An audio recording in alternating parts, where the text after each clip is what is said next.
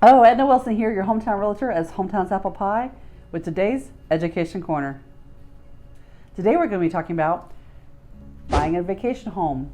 I know we've already had some other videos about this, but this one's a little bit more detailed about what you need to think about as far as cost analyzation. Is that a word? I'm not sure, but we're going to go with it.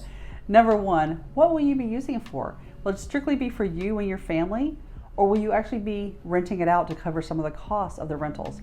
And the reason that makes a difference is it's actually a tax difference. That's number two, is that actually there's a big tax difference depending on how many times you use that property. If you only use it 2 weeks a year and you rent it out the rest of the time, it's a big tax difference than if you use it all the time for yourself and for your family. So make sure you're talking to your tax professional about what difference it makes before you decide to buy.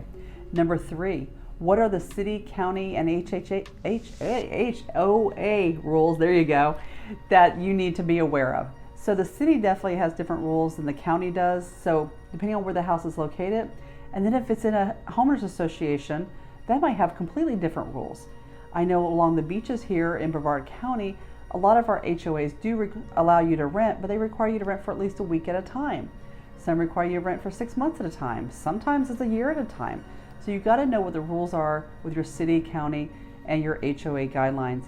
But know that I have ways to find out what the rules are, so you can always reach out to me for that one. Then number four, have you counted all the cost? So many times when you're looking at a rental house, maybe you overestimate how much it'll sit vacant, how much the utilities will be.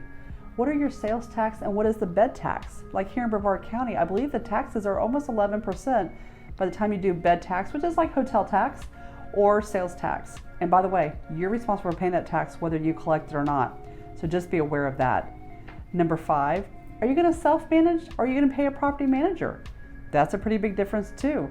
Property managers typically take 10% of your rent, so just kind of figure that in there. If you're going to self-manage, there's still cost to that of just making sure that things are right, gas and time. So make sure you count the cost for that. And lastly, number six, what is the end goal? Maybe all this just breaks you even for, I don't know, 7-10 years until you're ready to retire, and that'll be your full-time home. Maybe you're just looking to get the equity back out of the house. Those are all great things to talk to your CPA about or your tax professional so that you know the true cost of buying a vacation rental. Well, that's what I got for you today. Hope you enjoyed it. Let me know if you have any questions.